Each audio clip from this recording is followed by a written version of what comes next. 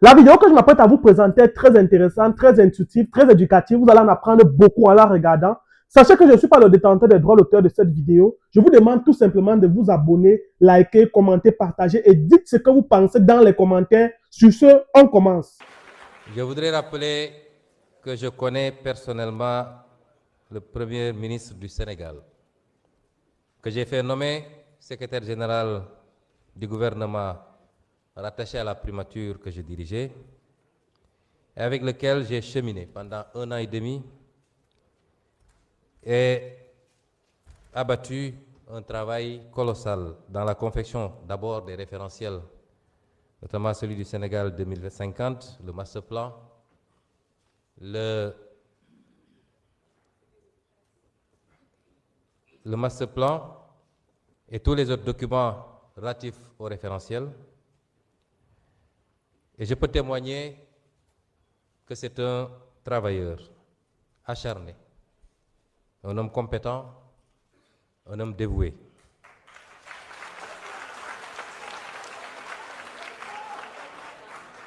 Même si par ailleurs, je dois à la vérité que nous avons certaines divergences sur certaines questions, notamment la question monétaire,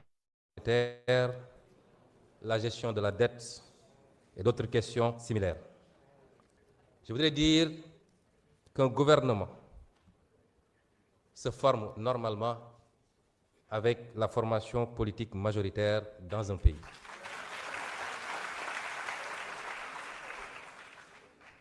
Notre formation politique n'a pas été associée aux consultations qui ont conduit à la nomination d'un Premier ministre. Elle n'est pas associée à ce jour aux consultations pour la formation d'un gouvernement et par conséquent, je voudrais dire qu'on ne peut pas faire du PASTEF sans PASTEF.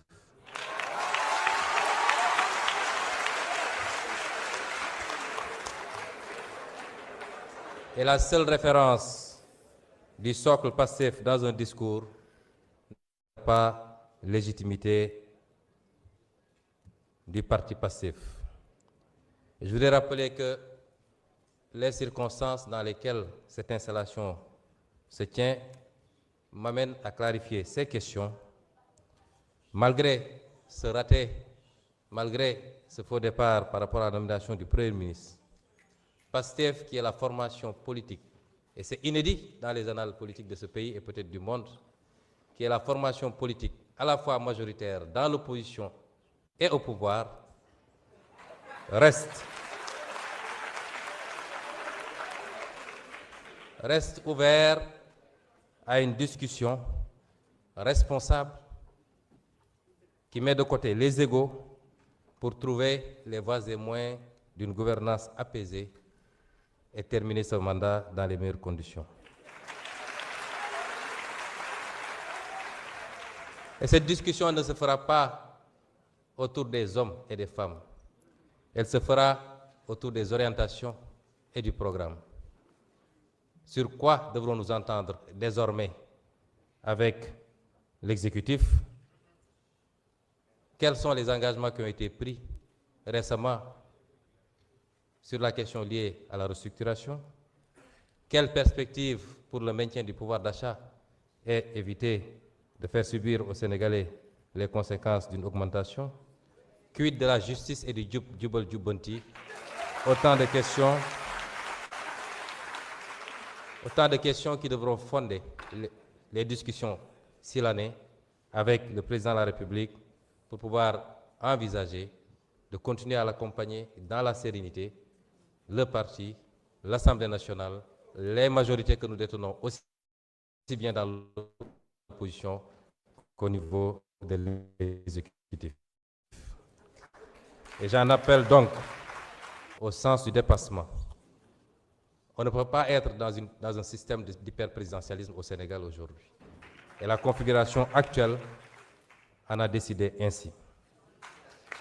Mesdames et messieurs les honorables députés, nous voici réunis dans cet hémicycle en un jour 3 fois symbolique.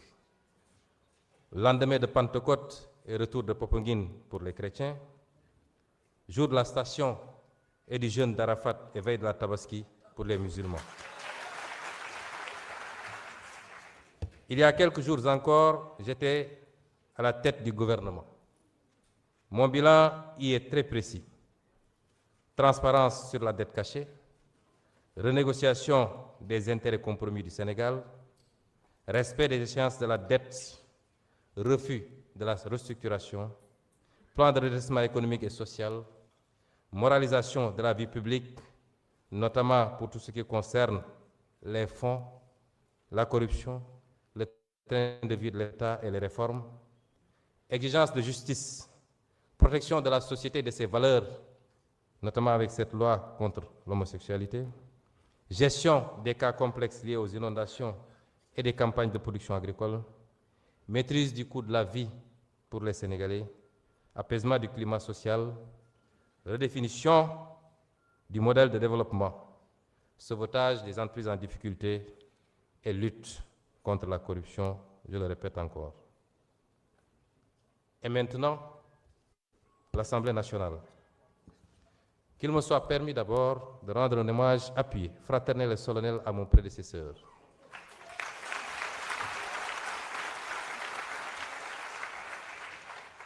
À mon prédécesseur, le président Malick Ndiaye.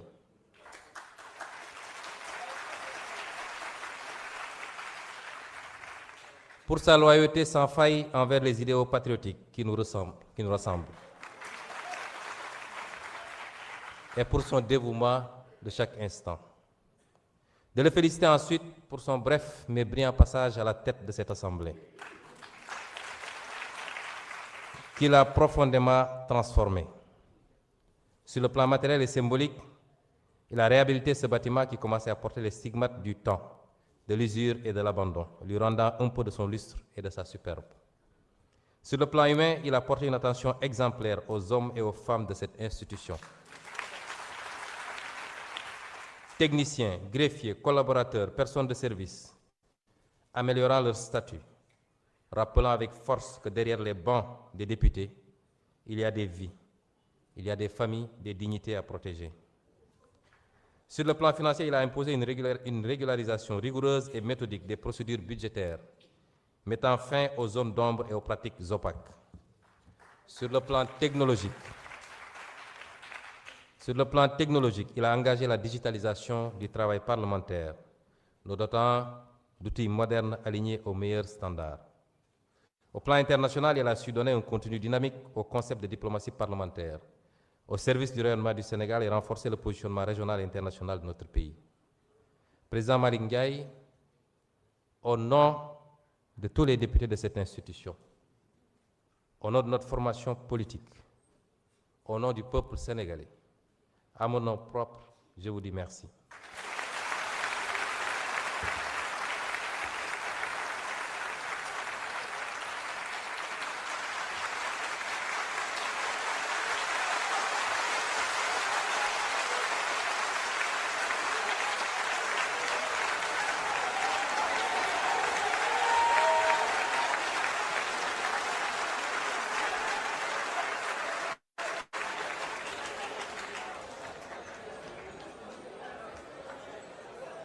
Je remercie également du fond du cœur les députés qui m'ont accordé leur confiance. Députés de la majorité, mais plus encore députés de l'opposition qui m'ont accordé leur confiance.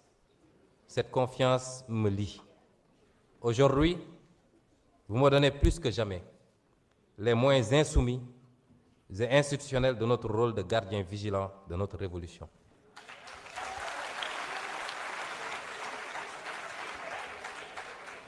Nous en userons avec fermeté et responsabilité. Je veux aussi adresser un petit mot affectueux à mon ami et frère, l'honorable Ismaïla Wane.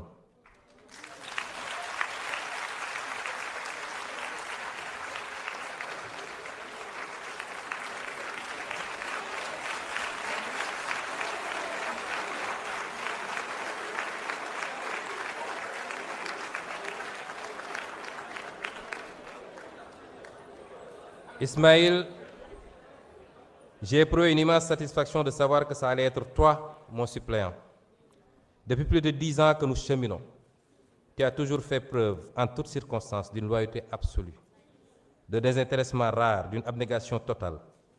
ton amitié sincère restera l'un des biens les plus précieux que m'ait offert l'engagement public. Pour ma part, chers collègues, comme vous le savez tous, j'ai été député pendant 5 ans, 5 longues années. J'ai connu les bancs étroits de l'opposition parlementaire, les joutes oratoires acharnées et parfois l'épuisement du combat solitaire contre des majorités qui confondaient la force du nombre avec la légitimité du droit. Puis j'ai été maire avant d'être appelé à devenir Premier ministre. Cette expérience, renforcée par mon parcours technique dans la haute fonction publique et la parfaite connaissance de tous les dossiers gouvernementaux en cours, seront des atouts précieux pour la montée en puissance de notre Assemblée dans ses rôles constitutionnels. Mesdames et Messieurs les députés, en entrant aujourd'hui dans cette Assemblée nationale avec la responsabilité de la présider, je mesure pleinement la gravité du moment historique que traverse notre pays. Me voici appelé à conduire l'institution chargée de représenter directement la souveraineté populaire.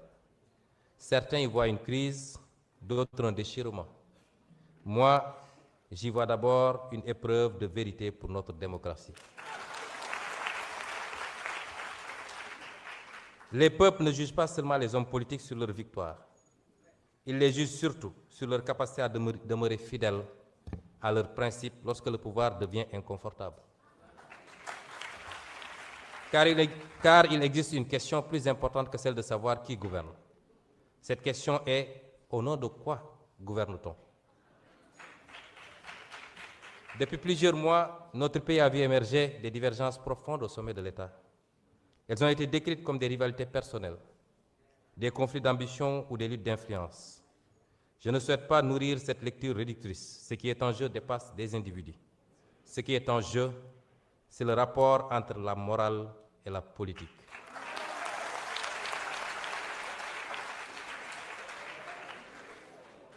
Aristote écrivait dans l'Éthique à Nicomaque que la politique est l'art suprême parce qu'elle a pour finalité le bien commun. Non pas pour le bien d'un clan, non pas pour la conservation d'un pouvoir pour lui-même, mais le bien de la cité. Il rappelait également qu'aucune cité ne peut durer si la vertu disparaît de ceux qui la dirigent. Au Sénégal même, cette question de l'éthique du pouvoir ne nous est pas étrangère. Le président Mamadou Dia rappelait déjà, au lendemain de l'indépendance, qu'aucun projet de transformation nationale ne peut survivre si les dirigeants confondent l'État avec leurs propres intérêts. Pour lui, la souveraineté ne pouvait pas être seulement politique. Elle devait être morale, économique et sociale. Il savait qu'un pays peut disposer d'un drapeau, d'un hymne national et d'institutions tout en demeurant prisonnier de pratiques qui vident la République de son sens. Ce que Mamadou Dia avait compris très tôt, beaucoup de nations africaines l'ont découvert parfois trop tard. Un pays peut survivre à la pauvreté matérielle, mais rarement à l'effondrement de sa morale publique. Une nation ne meurt pas seulement de pauvreté économique, elle peut mourir de fatigue morale. Elle peut mourir lorsque les institutions cessent d'être au service du peuple pour devenir des instruments de confort, de peur et de calcul. Elle peut mourir lorsque les institutions cessent d'être au service du peuple pour devenir des instruments de confort, de peur ou de calcul. Nous venons d'une longue histoire de désillusion africaine. Combien de peuples ont vu des mouvements de libération devenir des appareils de domination? Combien de promesses de rupture se sont dissoutes dans les privilèges, les accommodements et les silences? Combien de révolutions ont fini par craindre la transparence qu'elles réclamaient hier? Saint-Augustin, dans la Cité de Dieu, posait une question redoutable. Qu'est-ce qu'un État sans justice? Sinon une grande association de brigands. Qu'est-ce qu'un État sans justice? Sinon une grande association de brigands. Cette phrase demeure d'une actualité implacable pour toutes les nations du monde. Lorsque la puissance publique cesse d'être ordonnée à la justice, elle ne produit plus la confiance, elle produit la résignation et la colère. C'est pourquoi je veux le dire ici avec gravité. La morale politique n'est pas une décoration destinée au discours de campagne électorale. Elle est la condition de survie des nations. Lorsqu'un peuple perd confiance dans la parole publique, il cesse progressivement de croire aux institutions elles-mêmes.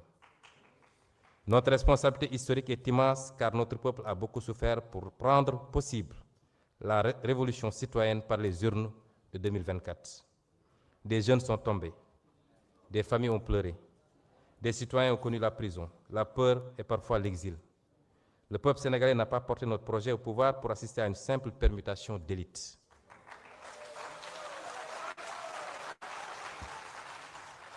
Il l'a porté pour restaurer une certaine idée de la dignité publique. Cette fidélité intérieure à la dignité d'un peuple traverse toute notre histoire nationale. Aline Sitoé Diatta avait déjà compris qu'un peuple ne demeure libre que lorsqu'il refuse intérieurement la résignation. Face à la domination coloniale, elle ne disposait ni d'armée, ni d'État, ni d'institutions. Elle ne possédait qu'une force morale, la conviction qu'aucune puissance n'est durable lorsqu'elle exige d'un peuple qui renonce à sa dignité. Cette leçon demeure actuelle. Les nations commencent à se perdre le jour où leurs dirigeants demandent à leur peuple de s'habituer au renoncement. Cheikh Ahmadou Bamba, lui aussi, nous a transmis. Cheikh Ahmadou Bamba, lui aussi, nous a transmis une autre leçon essentielle dans les périodes de tension. La véritable force ne réside pas seulement dans la conquête du pouvoir, mais dans la capacité à demeurer maître de soi lorsque survient l'épreuve. Il savait qu'un homme peut perdre une fonction sans perdre son honneur, et qu'un peuple peut traverser les tempêtes sans abandonner sa dignité. Cette sagesse doit aujourd'hui nous guider collectivement. C'est précisément pour cette raison que les institutions ne peuvent être neutres face à la question morale. L'Assemblée nationale doit être le cœur battant de cette exigence éthique. Et je mesure parfaitement le symbole de cet instant. Les principes et les préceptes que je viens de citer, je les ai développés bien avant, lors de la campagne législative de 2022, lors de la campagne législative de 2017 et lors de la campagne législative de 2024. Il n'est qu'à remonter à mes différentes déclarations et à mon interview avec Walfadjri pour voir qu'il y a une cohérence dans les propos que je tiens sur le rôle qui doit être celui de l'Assemblée nationale. Et je mesure parfaitement le symbole de cet instant. Certains croyaient que le limogeage d'un Premier ministre signifiait sa disparition politique. Mais dans une démocratie véritable, aucune fonction n'épuise la légitimité populaire. Aucune fonction n'épuise la légitimité populaire. Le peuple demeure la source du pouvoir.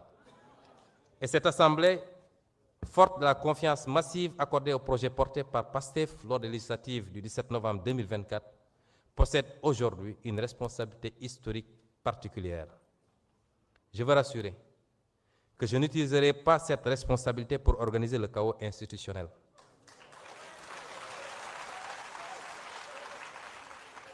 Je n'utiliserai pas, et aucun député avec moi, je n'utiliserai pas cette Assemblée pour nourrir des vendettas personnels. Ce serait trahir notre propre combat. Mais je le dis avec la même clarté, l'Assemblée nationale ne sera pas une chambre d'enregistrement. Elle contrôlera l'action gouvernementale.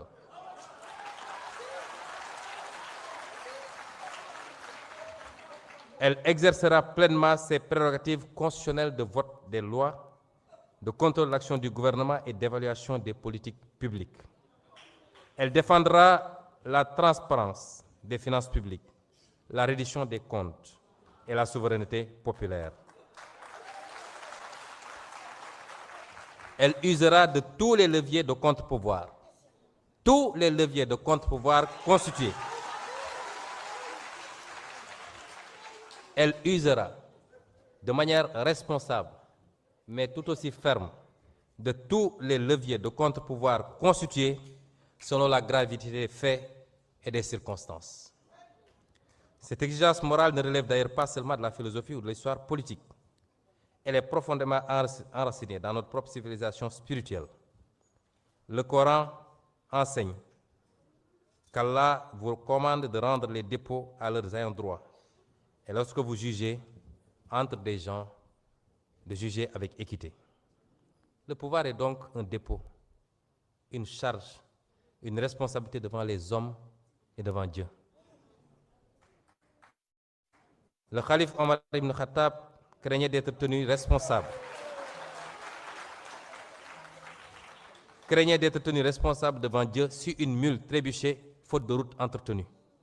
Voilà le sens véritable de l'éthique politique.